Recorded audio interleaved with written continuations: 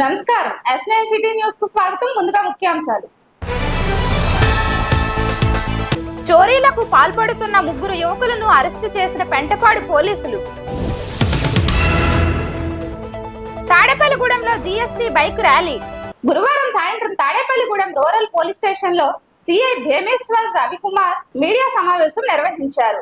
తాడేపల్లిగూడెం పెంటపాడు మండలం పరిసర ప్రాంతాల్లో 5 మోటార్ సైకిళ్లు హుండీ చోరీ కేసుల్లో ఇరువురితో పాటు మైనర్ బాలుని అదుపులోకి తీసుకున్నట్టు చిలకంపాడు వద్ద అనుమానాస్పదంగా తిరుగుతూ ఉండగా పెంటపాడు ఎస్ఐ వారిని చాకచక్యంగా పట్టుకున్నారు.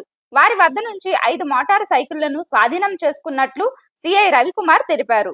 పత్రికా మిత్రులందరికీ కూడా నమస్కారం అండి. తాడేపల్లిగూడెం రూరల్ సర్కిల్ పరిధిలో పెంటపాడు మరియు పెంటపాడు చుట్టుపక్కల పోలీస్ స్టేషన్ పరిధిలో ఉన్నటువంటి పెంటపాడు చుట్టుపక్కల ప్రాంతాల్లో ఇటీవల మోటార్ బైకుల దొంగతనాలు మరియు కొన్ని అదర్ ఇన్సిడెంట్స్ రిపోర్ట్ అవుతూ వస్తున్నాయి. దానికి సంబంధించి పెంటపాడు ఎస్ఐ గారు మరియు సర్కిల్ క్రైమ్ పార్టీ వాళ్ళ యొక్క నిఘాను పెంచడం జరిగింది. అందులో భాగంగా ఈరోజు మన పెంటపాడు లిమిట్స్లో ఉన్నటువంటి చిలకంపాడు దగ్గరలో అనుమానితుల్ని ఒక ముగ్గురిని అదుపులో తీసుకోవడం జరిగింది. వాళ్ళని విచారిస్తే ఈ ప్రాంతంలో గత ఏప్రిల్ నెల నుంచి ఇప్పటి వరకు మధ్యలో దాదాపు ఒక 5 బైక్ దొంగతనాలు మరియు ఒక టెంపుల్కి సంబంధించినటువంటి హుండీ దొంగతనం చేసినట్టు వాళ్ళు అంగీకరించడం జరిగింది. ఇందులో వాళ్ళని పూర్తి వివరాలు పరిశీలిస్తే ఒక వ్యక్తి జోనైల్ అయినందువల్ల వారిని జోనైల్ యాక్ట్ పరంగా చర్యలు తీసుకోవడం జరుగుతుందండి. అదే మిగిలిన ఇద్దరు ఎవరైతే మేజర్ అయి ఉండి దొంగతనాల్లో పాల్గొన్నారో వాళ్ళని ఈరోజు అరెస్ట్ చేయడం జరుగుతుంది. జోనైల్ యాక్ట్ ప్రకారం చట్టపరిధిలో ఏ విధంగా విచారణ సాగుతుందనే దానికి సంబంధించి ఆ పద్ధతిలో విచారించడం జరుగుతుంది. మిగిలిన వ్యక్తులకు సంబంధించి వాళ్ళ పాత నేర చరిత్రకు సంబంధించి కూడా విచారించడం జరిగింది. వాళ్ళు 2022 నుంచి నేర చరిత్ర కలిగి ఉన్నారు. వీళ్ళకి మరికొంతమంది కూడా సహకరించారు అనే కోణంలో మాకు ఇన్ఫర్మేషన్ ఉంది. దాన్ని కూడా పూర్తి విచారణ చేస్తూ ఉన్నాం. ఇంకా మిగిలిన డెవలప్మెంట్స్ ఏమైనా ఉంటే మీకు త్వరలో తెలియజేస్తామండి. ప్రస్తుతానికి వీళ్ళని ఇద్దరిని కూడా అరెస్ట్ చేసి వీళ్ళ దగ్గర నుంచి రికవరీ చేసినటువంటి బైక్ని వాళ్ళ ఓనర్స్ ఎవరైతే ఉన్నారో వాళ్ళకి చట్టపరంగా అప్పగించడం జరుగుతుందండి. అలాగే ఈ బైక్ దొంగతనాల్లో మేము గమనించింది ఏంటంటే ఈ బైక్ హ్యాండిల్ లాక్ని బ్రేక్ చేయడం ద్వారా దొంగతనం చేస్తున్నారు.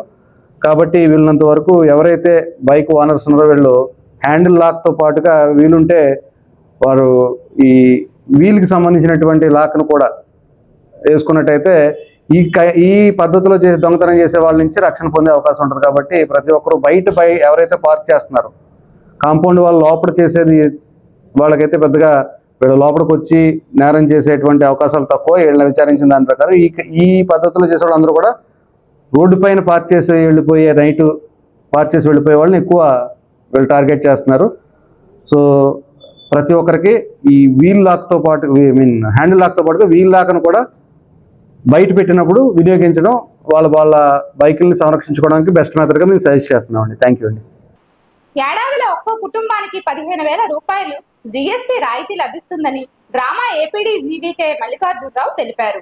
రవాణా శాఖ ఆధ్వర్యంలో గురువారం తాడేపల్లిగూడెం ఎస్పీఆర్ సర్కిల్ నుంచి పోలీస్ ఐలాండ్ సెంటర్ వరకు మోటార్ సైకిల్ ర్యాలీ నిర్వహించారు. ఈ సందర్భంగా ఆయన మాట్లాడుతూ ప్రజలపై ఆర్థిక భారాన్ని తగ్గించేందుకు ప్రభుత్వం ఈ నిర్ణయం తీసుకుందన్నారు. ఈ కార్యక్రమంలో ఇన్ఛార్జ్ ఆర్టీఓ సత్యనారాయణ, బీజేపీ నాయకులు ఆదిలక్ష్మి, దువ్వ శ్రీను పాల్గొన్నారు.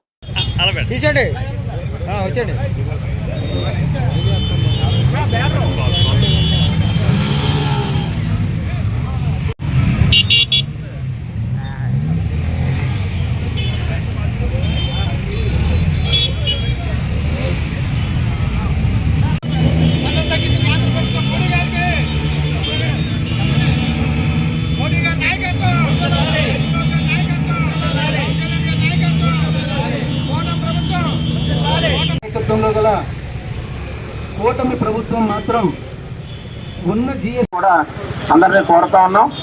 ఈ సందర్భంగా మా సోదరులు రాష్ట్ర ట్రైలర్ బోర్డు చైర్మన్ గారు సర్కిల్లలో ఈ బైక్లను నిర్వహించడం చాలా ఆనందదాయకం.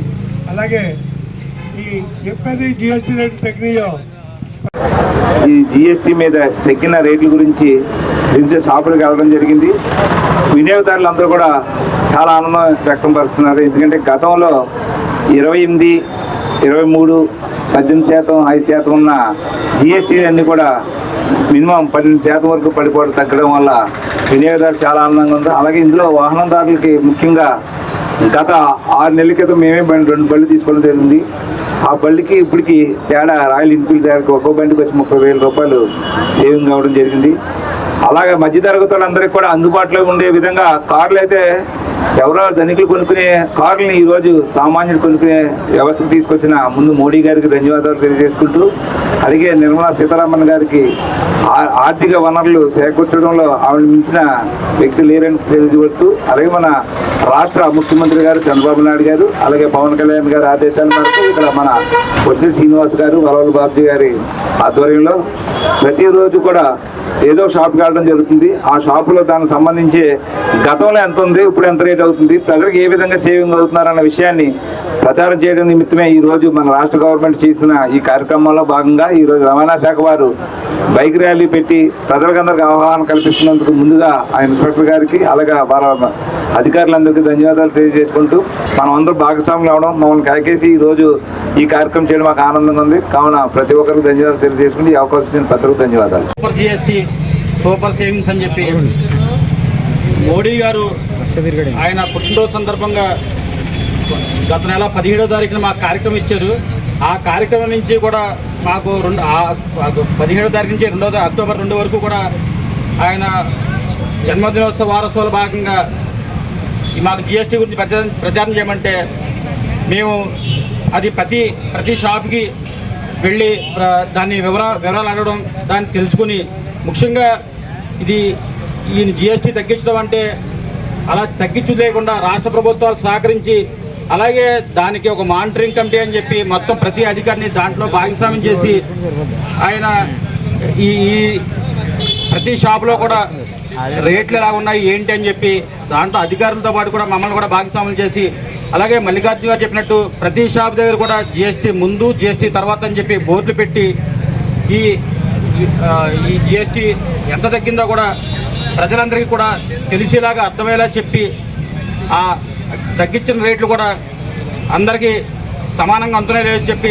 చూడాలని చెప్పి అధికారులని, అలాగే ముఖ్యంగా మిత్రపక్షాల కార్యకర్తలు అందరూ కూడా విజ్ఞప్తి చేసుకుంటూ, ఇవాళ ఈ బైక్ ర్యాలీకి పిలిచిన ఆర్టీఓ గారికి సత్యనారాయణ గారికి, అలాగే ఇక్కడ ఉన్న అధికారులందరూ కూడా కృతజ్ఞతలు ఇచ్చిన స్పెషల్ ఆఫీసర్ మల్లికార్జున గారికి,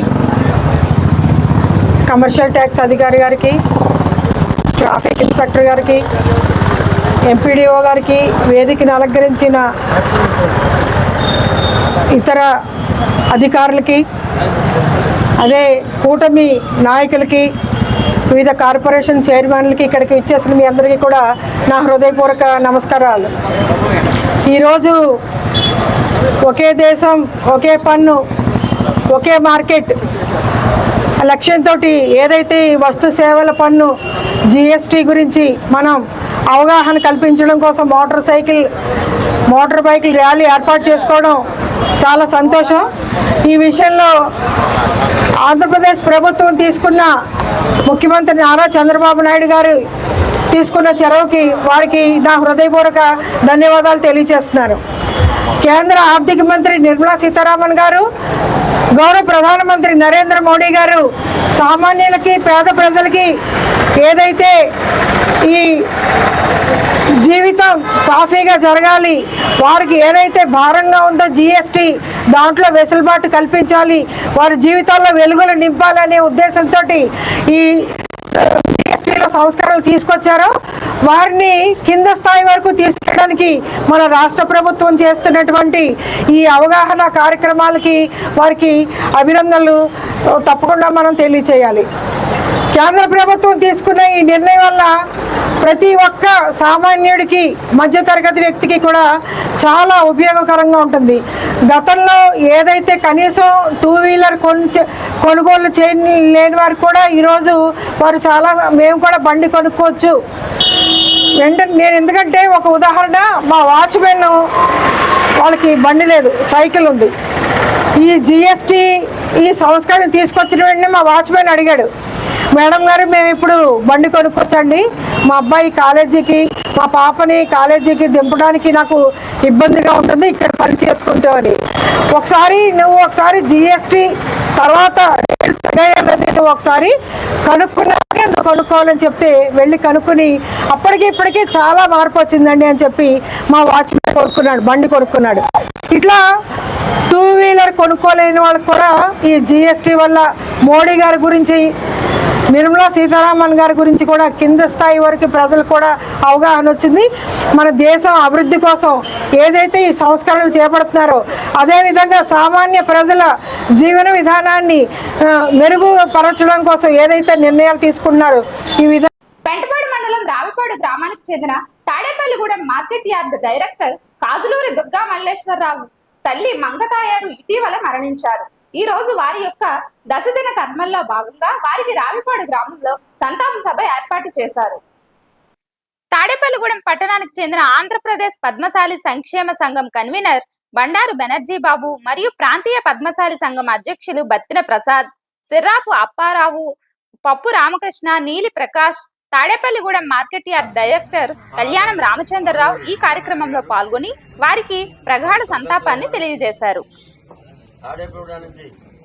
పశ్చిమ గోదావరి జిల్లా తాడేపల్లిగూడెం ఎల్లగ్రహారం గ్రామ పరిధి హైవేపై ఆదివారం గుర్తు తెలియని వాహనం ఢీకొట్టి వ్యక్తి మృతి చెందాడు.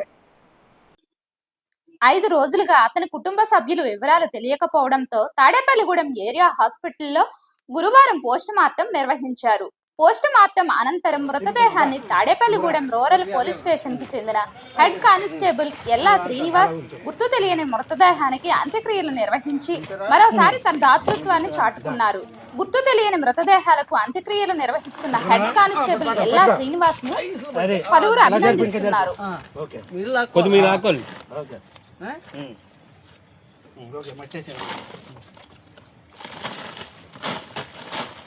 ఈ వార్తలు ఇంతటితో సమాప్తం. తిరిగి మరలా రేపు కలుసుకుందాం.